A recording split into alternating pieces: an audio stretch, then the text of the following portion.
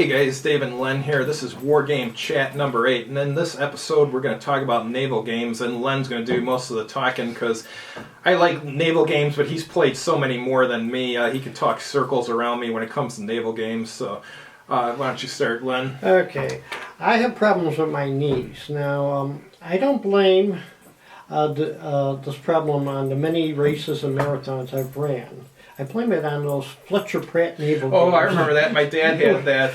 Where you have to kneel down and guess the range and everything. Yeah. That's what ruined my knees. My dad had the old house we lived in when I was a kid. Half the basement floor was painted blue so he could play Fletcher Pratt down there. Oh, well, one thing somebody said was good about Fletcher Pratt games is that you didn't have to write rules for gunnery, because basically it's like, okay, you estimate the range, and then if you're on target, you calculate from the kind of weight to firepower how much damage you had inflicted.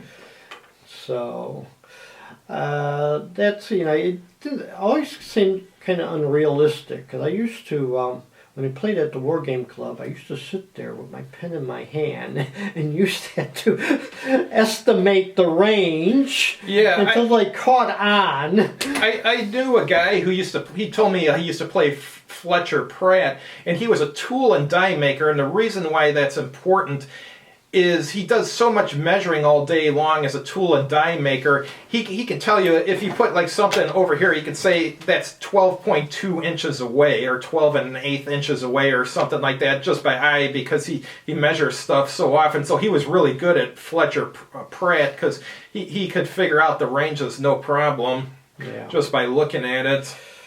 Okay, because the other miniature games, there was General Quarters. I remember that being an ultra... I've got that at home, actually. We should play that sometime. I haven't remember tried it yet. Being as ultra complex. Oh, it is? Oh, okay. Yeah, because one game we did this at NavCon where the guy running it got so confused that the players just took over. We'll take care of this. We played this before. And, and what was surprised at the end is that after we were done, we told him, okay, when are you going to run another game? Go, you like that? Yeah. I mean, it was like we knew the basic system. So, and that's one that we had. What was the scenario? What we like to call at times mashups, where you just take any battleship or any warship and go out and see what happens. I pick a French battleship because no one ever picks a French battleship of World War II. I was just thinking, instead of us having reviewed Merrill's Marauders today, we should have reviewed Fire When Ready from Metagaming. I haven't played that in years. I got a unpunched copy at home. We should have tried that out, but live and learn. Oh yeah, we'll do that in the future. Yeah, maybe next week. Because I remember that was a good one. Yeah, we played that at Black Sun Games. What was it, about 15 years ago, I think. Yeah. That long ago. Smoking rockets. Well, one thing...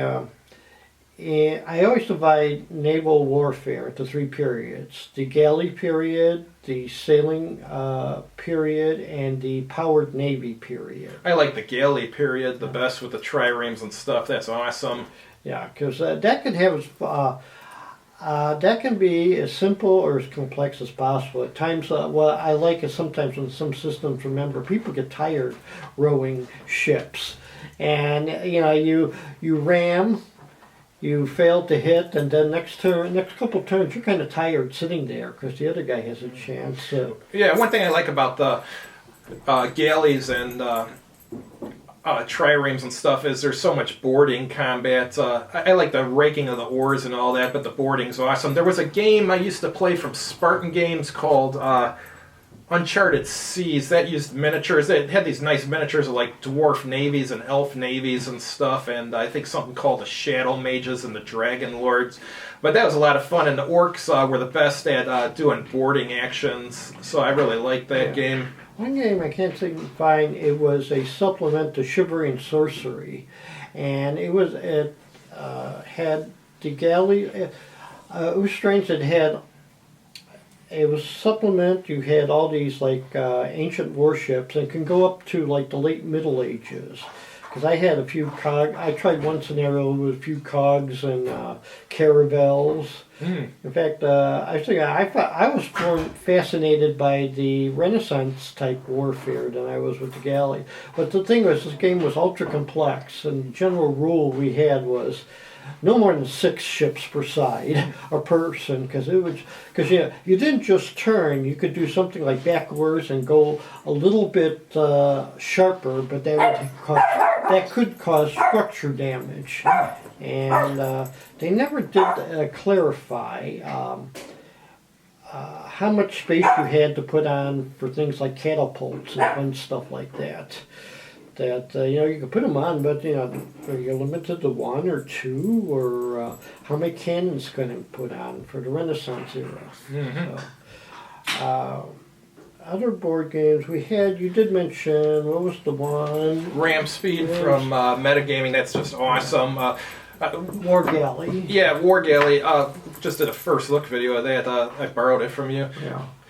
That wasn't too bad, but I think there was something like, I didn't like the roll for initiative, because sometimes moving first or second was more important. Yeah, it looked pretty cool, actually, when I was looking through the rules and stuff. And, of course, we always laughed about it because they didn't have Salamis, the most important naval battle in ancient history. So, how do you like Trireme from Avalon Hill? Actually, I like better because I played that more. And that actually had a variety of scenarios. And they had the one where Caesar took on, I forget which people from Western Gaul who had the great sailing ships. But he caught them becalmed, and then they sailed up with like large swords and started cutting the rigging. Oh, wow. And there's even one for the where the Romans are stopping some Saxon pirates. So you had more variety there. Yeah, that sounds awesome. But the problem with that was also you had you had to put out little markers to donate the shores, which a lot of these galley fights were close to shore, Mm-hmm. Yeah. Okay. In the next period, they developed sailing ships and operated much better than the galleys did. And of course, they can carry more cannons. And the sailing ships occasionally still had boarding actions too, which is cool. Yeah. The best tactical one was the best known one's Wooden Ships and Iron Men, because it seems like everybody has played it, or anyone who's interested in this period has played this. Yeah, I got 2 copies of that at home. I'll have to play it again sometime. Yeah. Close Action by Clash of Arms is kind of like a evolution of Wooden Ships and Iron Men. Is it better or It has, I think, to me, better detail. Oh, so it's more detailed. Gotcha. Well, it depends on what. Boarding actions are easier because for some bizarre reason, with Avalon Hill, you had 3 rounds, and if you there were times in which the fleets would collide with each other. They just had boarding actions, and after a turn or two, it's like there's only a few people left in your navy. This one just has 1 round, and also it determines whether how many casualties and if someone has to check the morale. So, but one game I'm beginning to like is called Flying Colors by GMT. It does it a little differently. It's easy to keep track of damage because what it is you basically, if you get so many points, you flip it over to your half-wounded side and things like that. And you do roll for initiative, but you also have modifiers due to nation and also leadership. So, but I'm beginning to warm up to that one. It's very strange that one supplement had a collection of Great Lakes battles from the War of 1812, and it plays just as exciting as any ship-to-line action on the high seas. You know, what I'd like to see is, I don't know if this game exists yet, a game about riverine warfare in Vietnam. I mean, you have some games where there are with river patrol boats and stuff. I'd like to see a game that's centered around them. That might be kind of cool. Yeah, I'm surprised no one has done that. I Yeah. know there's I mean, they had some boats that had mortars on them, large machine guns, all sorts of stuff, and a lot of some of the ships had armor and all sorts of stuff. And then you got they're there to transport Navy SEALs and stuff too. So you can have like the SEAL actions in the game and stuff. So that'd be kind of cool. You have a special John Kerry counter. He does nothing. There was one, I think, one of the magazine games called Sea Lords or something. It's more of an operational game. That's why I kind of not really play. Yeah, it's one of those you put in the pile down, might play soon, but somehow never gets to the top. If it was a tactical or more skirmish game, I probably would have played it by now. Yeah. So, well, the next part is the powered navies. I have, what's the one about the Americans? Ironclads. The Quinto one, I think, was republished by somebody. And actually, that period had a few other battles in Europe that they had in their expansion kit.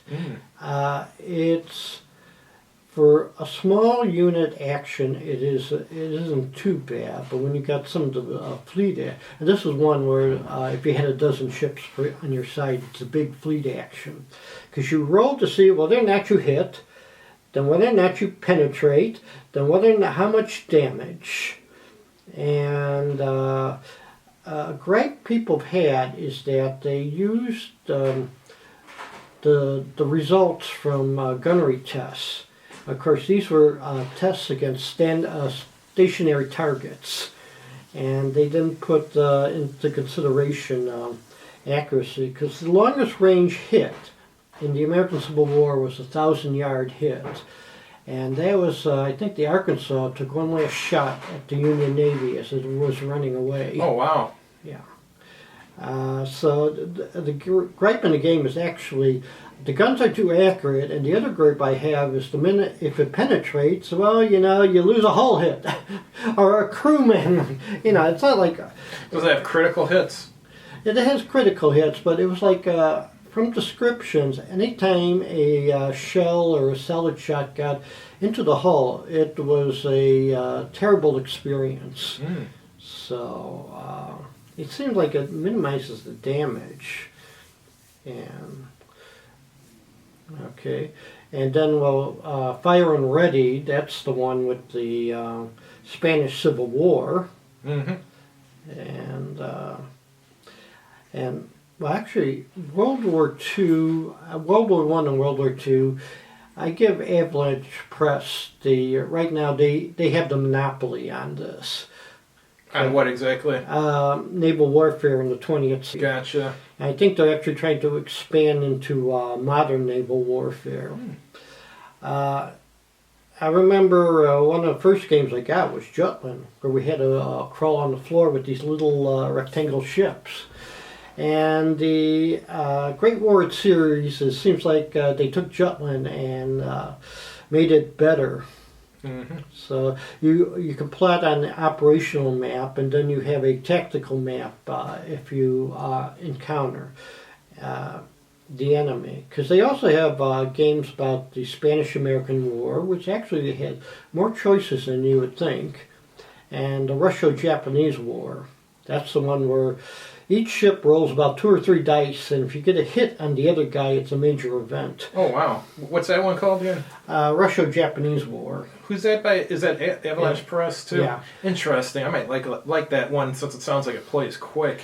I like the blurb on the cover. That before there was the Jutland, before there was even the Titanic, there was the Russo-Japanese War.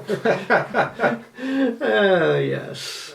And they have the World War II series, which brings in, I have rules about aircraft, because that dominates the skies. And you could still occasionally have battleships and knock it off, but they have a number of games on the World War II period. So, all right. All right. Thanks for watching, guys. See you next week.